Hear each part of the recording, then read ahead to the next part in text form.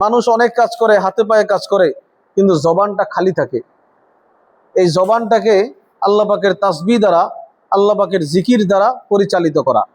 মহিলাদের ক্ষেত্রে তারা কাজ করে, রান্না বান্না করে, সব করে, কিন্তু জবানে দুই ঠোঁটের মধ্যে শুধু তারা জিকির জারি রাখবে, সুবহানাল্লাহ, আলহামদুলিল্লাহ, আল্লাহু আকবার।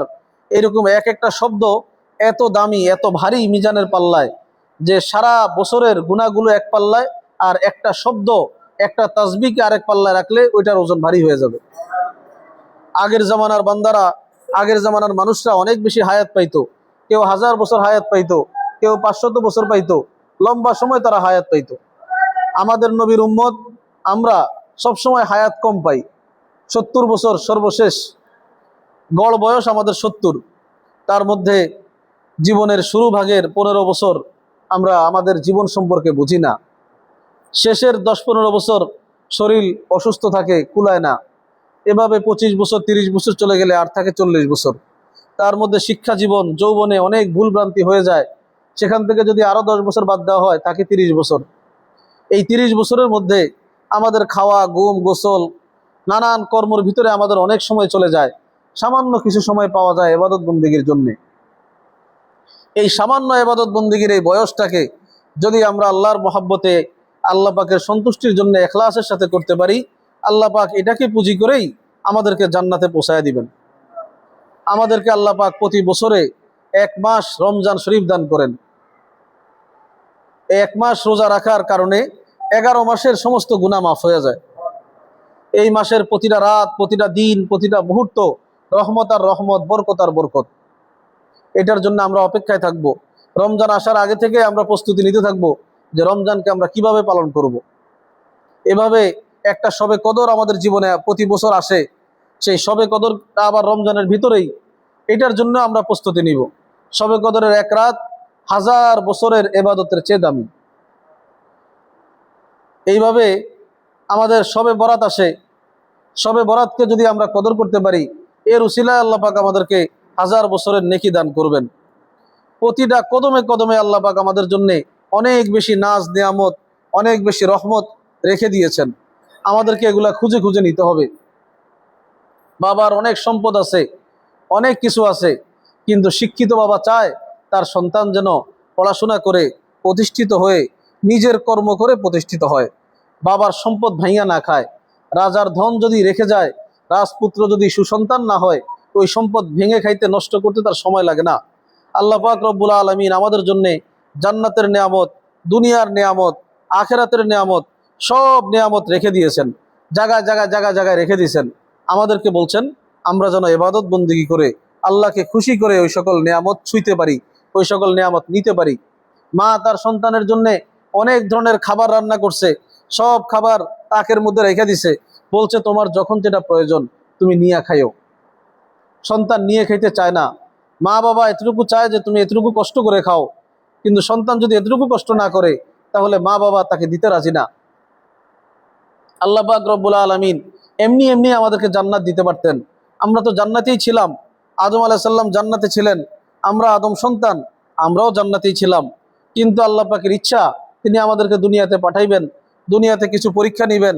এখানে আমাদের সামনে দিনকে রাখবেন, বদদিনকে রাখবেন, হালালকে রাখবেন, হারামকে রাখবেন, নেক রাখবেন, বদ রাখবেন, দুইটাকে কাছাকাছি রাখবেন। ওদিকে আল্লাহ পাক আমাদেরকে বলে দিছে এটা হালাল, এটা আমার সন্তুষ্টি, এটা আমার নেয়ামত, আর এটা আমার গোস্বা, এটা হারাম, এটা আযাব, এটা থেকে বাঁচো, এটা ধরো, বলেও দিছেন। যুগে যুগে নবীদের মাধ্যমে আমাদের কানে সেই কথা আসছে। এখন আমাদের মধ্য থেকে যাদের ভাগ্য ভালো, তারা ওই হালালটাকে, নেকটাকে, ভালোটাকে গ্রহণ করবে, খারাপটাকে বর্জন করবে। আগের জামানার রাজা বাদশারা তাদের সন্তানদেরকে পরীক্ষা করতেন যে কোন সন্তানের মধ্যে রাষ্ট্র পরিচালনার যোগ্যতা আছে। বিভিন্নভাবে তাদেরকে পরীক্ষা করতেন। এক বাদশার ইন্তেকালের পরে তার ছোট্ট সন্তান, আর সন্তান নাই, তখন তার মন্ত্রীরা বলল যে আমাদের বাদশার এই ছেলেটাকেই আমরা বাদশা বানাবো, কেননা বাদশার ছেলে বাদশা হওয়ার যোগ্যতা রাখে।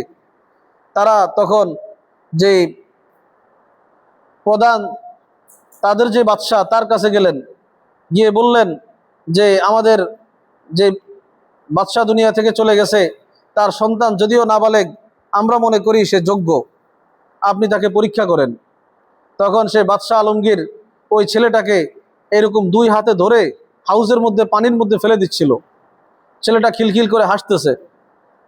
বাদশাহ বলল যে কি ব্যাপার, এমন পাগল ছেলে যাকে আমি পানিতে ফেলে দিচ্ছি আর তোমরা তাকে বাদশাহ বানাইতে চাও, কিভাবে সম্ভব? তখন লোকেরা বলল যে বাদশাহ, আপনি তাকে জিজ্ঞাসা করেন কেন সে হাসছিল। এবার বাদশাহ আলমগীর তাকে জিজ্ঞাসা করলো, এই ছেলে, আমি তোমাকে পানিতে ফেলতে গেলাম অথচ তুমি খিলখিল করে হাসতেছো, ব্যাপার কি? তখন ওই ছেলে বলল, আপনার মতো মহান বাদশার হাতে আমার হাত, আমি কিভাবে এটা ধারণা করব যে আপনি আমাকে পানিতে ফেলে দিবেন? আমি এজন্য হাসতেছি যে আপনার মতো মানুষের হাতে হাত থাকলে আমার কোনো বিপদ নাই, ইনশাল্লাহ আমি রাজ্য পরিচালনা করতে পারবো।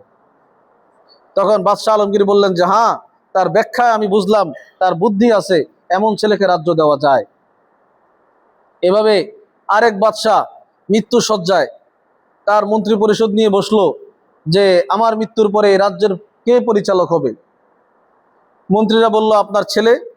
বলল যে আমি তার মধ্যে কোনো গুণ দেখতেছি না। তোমরা কি কি দেখলা, কেন তাকে তোমরা সমর্থন করতেছো? বাদশাহ বলল যে আমি তাকে পরীক্ষা করব। বলল যে হ্যাঁ করেন। বাদশাহ তাকে বলল যে তুমি আজকের জন্যে মসনদে বসো, সিংহাসনে বসো, আজকে তুমি সিংহাসন পরিচালনা করবা একদিনের জন্যে।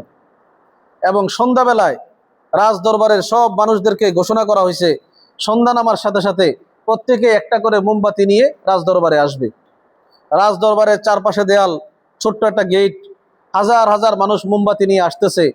আর সিংহাসনে বসা তার ছেলে, ছেলে যখন দেখলো অল্প সময়ের মধ্যেই এখানে একটা ঝামেলা হয়ে যাবে, অনেক মানুষ এসে হুড়োহুড়ি করবে, কারো মৃত্যু হইতে পারে, কেউ আহত হইতে পারে, সঙ্গে সঙ্গেই তার ছেলে যে নাকি রাজদরবারের বসা, সে হুকুম জারি করলো যে পুরা প্রাসাদের যে দরজা জানালাগুলো আছে সব যেন ভেঙে দেওয়া হয়, এই দেওয়াল যেন ভেঙে দেওয়া হয়, যেন মানুষ নির্বিঘ্নে রাজদরবারে প্রবেশ করতে পারে।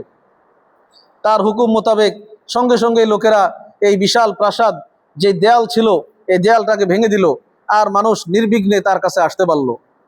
বাদশাহ বলল যে হ্যাঁ, যেই ছেলে এই বুদ্ধির কাজ করতে পারলো, এই কঠিন মুহূর্তে দ্রুত সিদ্ধান্ত নিয়ে দেয়াল ভেঙে মানুষদেরকে স্বাভাবিকভাবে আসার সুযোগ করে দিতে পারলো, এটা প্রমাণ করে যে তার বুদ্ধি আছে, যে কোনো সময় সে সিদ্ধান্ত নিয়ে জাতির কল্যাণে অবদান রাখতে পারবে, সুতরাং তাকে আমার পরে বাদশাহ বানানো যায়। এভাবে বাদশাহ যেমন তার সন্তানকে পরীক্ষা করে রাজত্ব দিতে চায়, আল্লাহ পাকও আমাদেরকে পরীক্ষা করে আখেরাতে জান্নাত দিতে চান।